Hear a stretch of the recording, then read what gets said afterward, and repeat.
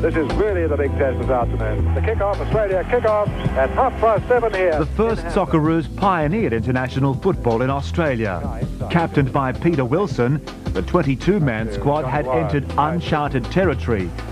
The team was made up of locally born players and imports who had decided to call Australia their new home. They were moulded into a fighting machine by Rale Rasic, who took over the coaching position 3 years earlier.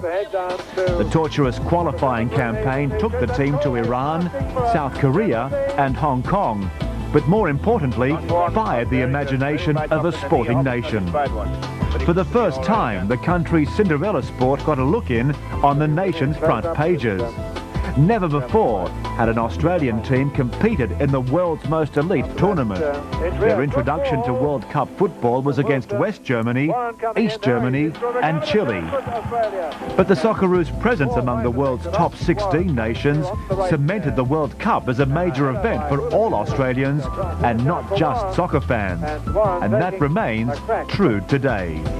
25 metres out. Teamwork rather than individual skills and a never-say-die attitude were the hallmarks of the 1974 Socceroos. 7 of the team had been together for about 4 years, and we were pretty close-knit, you know, so we were a good team all over, you know. Even if other players came in, we seemed to mix well, you know. Good. It was a good team. We've been there, you know, regardless of what happens now. We were the first, and it's just a great privilege, you know, to be able to do that. And at the time, soccer was, you know, great players were playing, great players all around the world, Cruyff, you know, Pele, Beckenbauer and so on. And luckily enough, I played against them all, be it in the World Cup or in America or in England or whatever, you know. We have such a bond, so many memories, that would be probably endless story for someone, for months to be told. But what is most remarkable, it's a bond between human beings who have the same, as Alan Meyer expressed, the same feeling what we had 24 years ago. We have the same respect, the same ego, and the same ambition still, you know. So.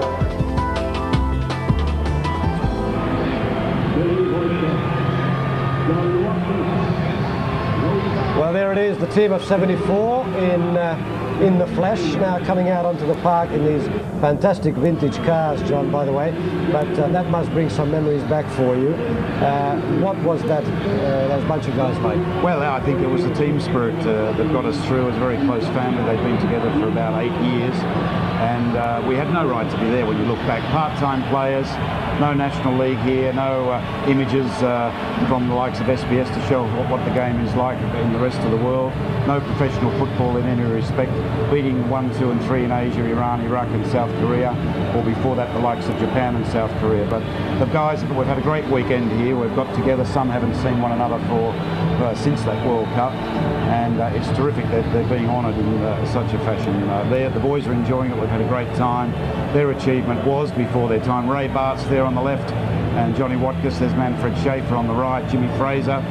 Manfred, of course, the defender who did so well in the finals over there in Germany, being of a German background, coming here as a young boy.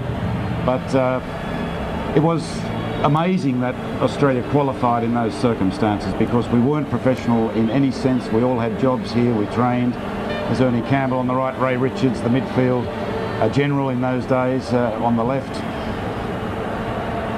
And he had a big role to play in the matches against Iran. Bobby Hogg, who unfortunately missed the World Cup. He broke his leg playing for St George and missed out, and Dougie Vucinovic with him. There's Rale Rasic, the coach, on the left. John Barclay, who was our manager from 1967 right through to the World Cup. Jimmy Rooney, midfield dynamo there on the right. Jimmy Mackay, the man who scored the goal that put us through. And there is Dr. Brian Corrigan. The great Brian Corrigan, who was not just with soccer teams but all sporting teams in those times. He was with us from 67 right through until recent times, the national or Socceroo goalkeeper. But it's great that the boys are honoured. They certainly deserve it. Their achievement was before their time, and certainly they had no right to be competing at the level they were competing. Well, it's a terrific atmosphere and a terrific mark of respect that the 74 Socceroos are being celebrated in this way. The skydivers are now coming in.